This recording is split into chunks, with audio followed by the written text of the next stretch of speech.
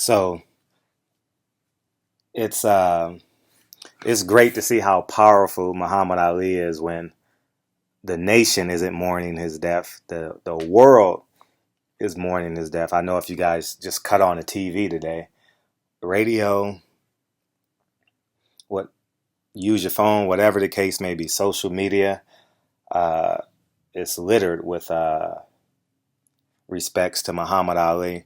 And I was in retrospect. I've never ever met Muhammad Ali, but I went to high school with Laila Ali for about a semester. We went to Venice High together.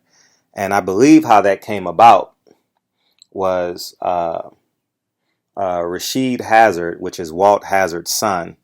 And if you guys know know UCLA basketball, he was the first recruit to come west to Los Angeles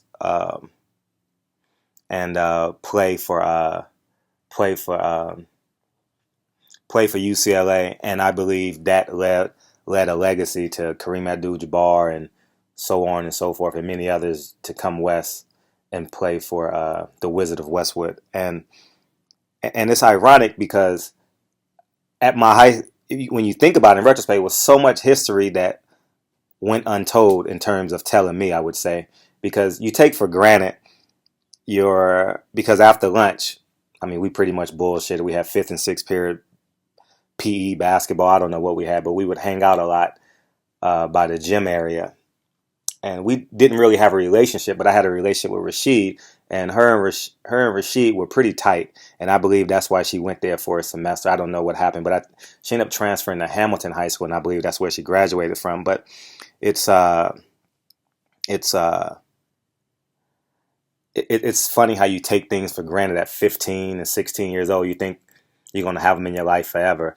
That being Walt Hazard. Walt Hazard died a few years ago, who just was an exceptional man in terms of trailblazing, just let alone him coming to UCLA and then being the first pick in the NBA draft some years later, and him raising his sons, and both his sons went to Venice High School, and they now he has a grandson that plays at Arizona, I believe, and I took for granted the time I had with Rashid Hazard, and I took the 3 or 4 months I had with Laila Ali.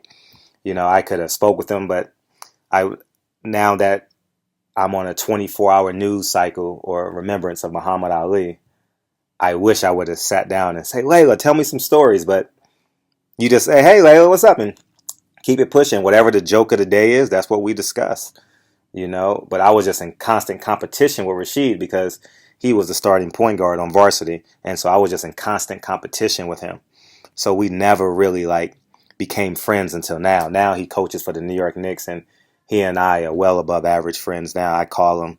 I see him in the summertime when he's on vacation. And I see him at least 3 to 5 times a year. And the conversation always picks up where it left off. But it's just tough to, Muhammad Ali is gone. And it's heart-wrenching, because he was such a...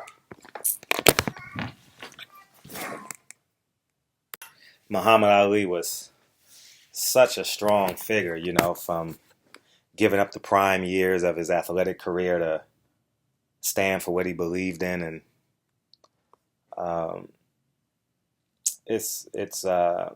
and it's no words that I can say that Muhammad Ali didn't say better, So you just want to pay respects. But I worked out this morning, and obviously I'm covering a fight tonight, and it's just I was like, damn.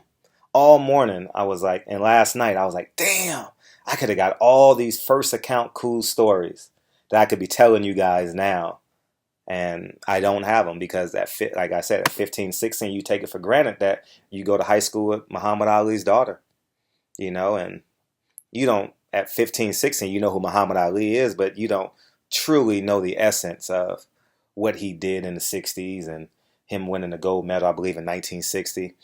You don't fully understand the magnitude of who he is. And I'm disappointed in myself, and to that being said, when you think about it, because I was a school teacher, I'm disappointed in our school system, because if I would have known who Muhammad Ali is, and for that matter, the Nation of Islam, Elijah Muhammad, just allow that to be a section of our history, of American history, then I would have been probably more susceptible to asking more introspective questions, and me wanting to hang out with her at lunchtime. But I never really spent time with her. I just basically just hung out fifth and sixth period, and since she's a girl, she wasn't shooting the basketball with me. I don't think I've ever seen her play basketball. I don't think she was too athletic in high school, but it was just a pit stop for her at Venice High School. And if I ever run into her, we'll have a great conversation about that. And I'm sure I'll see her at some point. But anyways, barbershop conversations. Rest in peace, Muhammad Ali. And I can't say anything better than Muhammad Ali would say himself. So that's my Muhammad Ali affiliate. Never met the man. I got some cool stories from me shooting the film. I got some Sam Watson stories that I'm going to find and share with you guys. But anyways, barbershop conversation. Hit the subscribe button, and talk to you guys soon. Peace.